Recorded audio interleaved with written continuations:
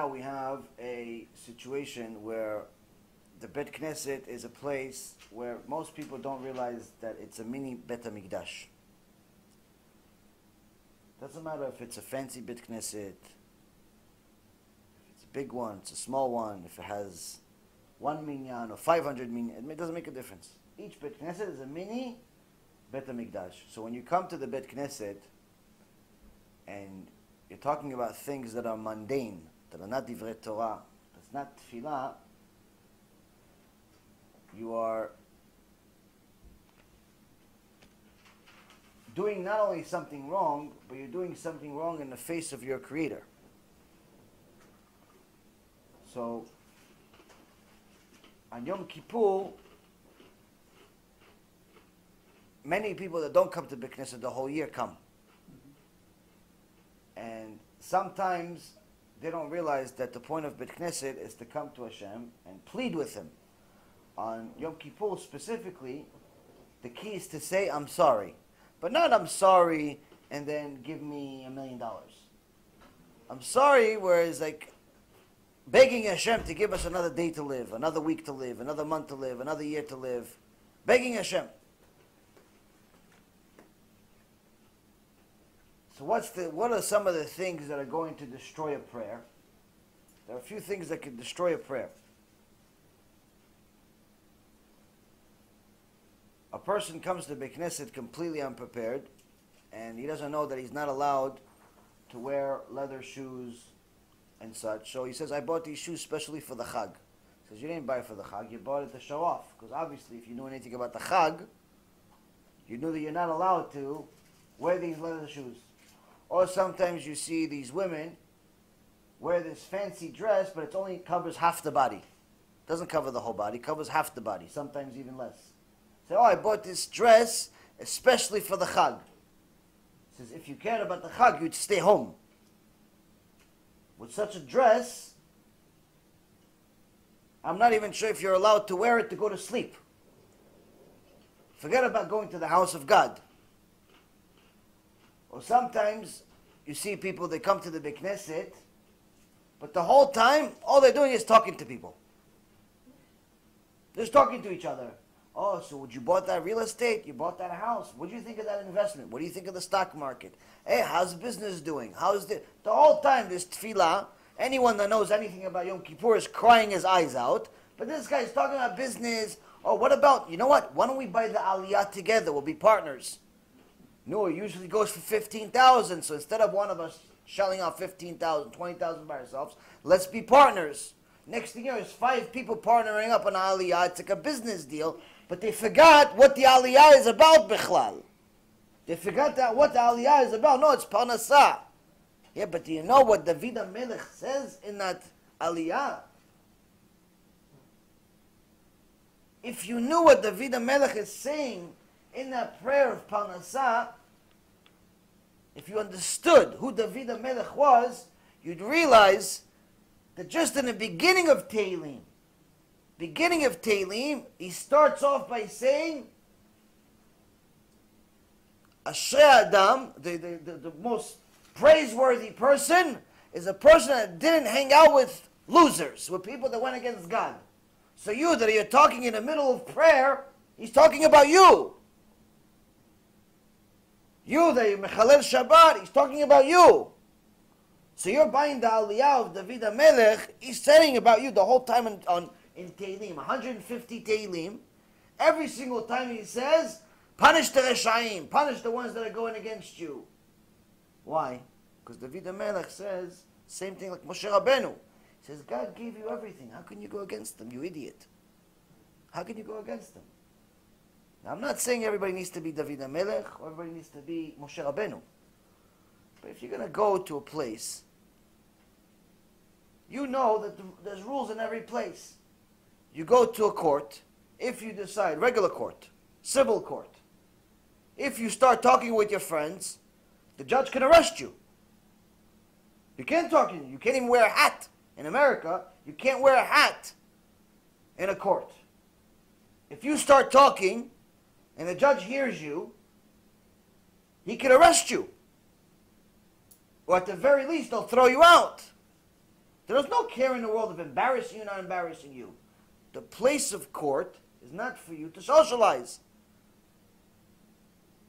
What makes you think that this court of flesh and blood, of people, of laws that are based on kfirah, deserves more honor and respect than the house of God?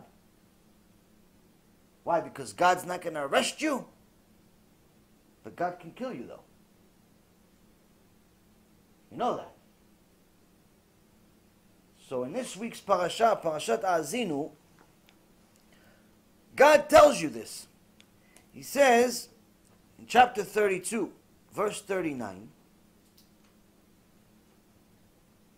he says, Reu ata ki ani. I am He. See now, I am He. What does it mean, I am He? Uve'en Elohim imadi. Ani amit ve'achayem mechatzi ve'ani erpa ve'en miyadi matzil. It says, see now that I am He. I'm the one. What does it mean I'm the one? There is no God with me. I don't have any partners. There's no God with me. I put to death and I bring to life. He's reminding you what you didn't know. You read the whole Sefer Torah. You read 5 books of Moses. You still don't know that God is the one that kills or brings life. He says, maybe you didn't. Maybe you didn't get it. So I have to remind you again. Before you talk in Bet Knesset on Yom Kippur, or any day of the year, realize that Melech HaKavod, Hashem Yitbarach, is there. If He's not there, you shouldn't be there. If Hashem Yitbarach is not inside your Bet Knesset, you shouldn't be there either. You should go to a place where Hashem is there. So that means you're talking in Bet Knesset in front of Melech HaKavod. He's judging you and you're talking in front of him. Oh, what do you think of the business deal? Or what do you think of that girl? Or what do you think of this guy? Oh, that guy's a real loser. Oh, that... Lashon hara in a Bet Knesset in front of Melech HaKavod. You're committing a crime in front of Melech HaKavod. The Chafetz Chaim says, logically, listening and believing Lashon hara is stupid. He says, forget laws, it's a big sin, it doesn't... Forget about that. Just logically believe. Someone says to you Lashon hara about someone. Hey, so-and-so said you are this and this. Like someone came to me and said, hey, so-and-so said that this friend of yours said you are this, and this. Believing a person like this, the Chafetz Chaim says, is irrational. Doesn't make any sense at all.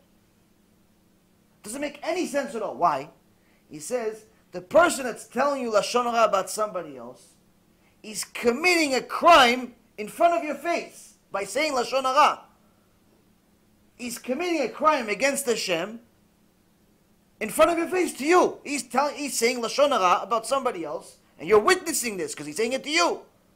And you're going to take his testimony over the guy that's innocent, didn't do anything. You don't know if he said it, you don't know if he didn't say it, but until you hear him, until you see him say what he said, he's innocent. So you're taking the word of a criminal over someone that's innocent.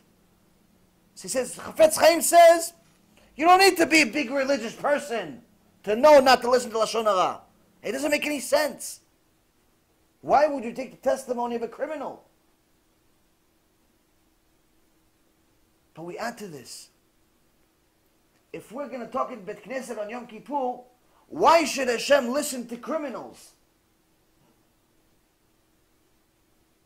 You're committing a crime in front of him, talking Lashon hara about this one, talking Lashon hara about that one, talking about business during the holiday, you're not allowed to talk about business. You're committing a crime in front of him and you're saying, I'm sorry? That kind of sorry, you should stay home. Stay home. Don't go to Bet Knesset. Stay home. It's better. Why? Maybe somebody else can actually pray without you. So Hashem Yitbarach says, I am He. I'm the one. I'm the one that puts to death. In case you didn't get it by now, I'm the one that puts to death. Whoever died, I'm the one that decided. No one dies in this world without me saying, it's time. It's time. Has to have my approval. I'm also the one that brings to life. No one ever gives birth in this world without me saying, that's it. It's time. Bring this neshama to the world. None of the, I am the only one, no partners. He says, I have no partners. I struck down and I will heal.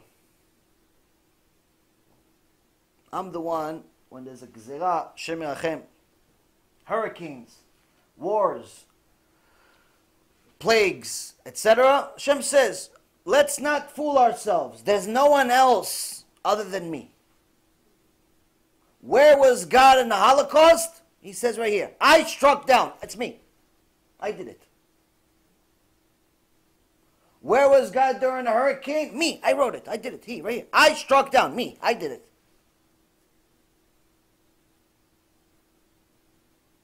What about the miracle that happened with the hurricane last second? Removed itself from certain people's houses, removed itself from certain Jewish communities. Certain people were saved. He says, oh, that's me too. I will heal. Miracles, no such thing as nature. I am nature. Let's not fool ourselves and think, oh, he's lucky.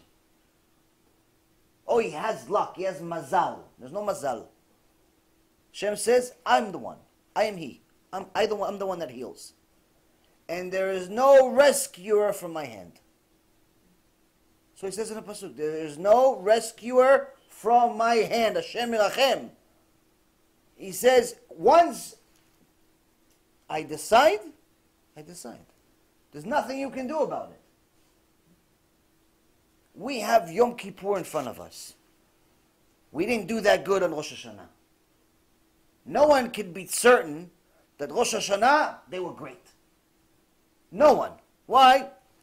We did sin sometimes like a cow, we sacrificed a chicken. We did sins that we have to pray from here until the end of the world, we prayed for a few hours.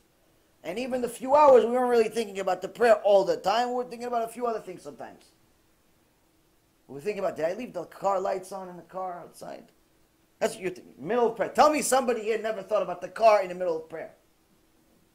Or their job, or their daughter, or their son, or their friend, or what this guy said, or what this guy looks like, or what she said, or how come she's wearing this, or how come she's wearing that, and why did he say this, and why is he looking at me? You tell me, all of you, no one else? I'm the only one that thinks shtuyot in their head once in a while?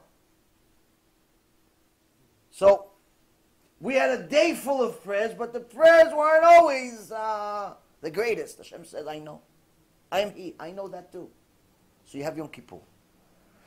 So with Yom Kippur, Rabotai, Yom Kippur, please be quiet and focus on prayer. Focus on talking to God. It's your last chance.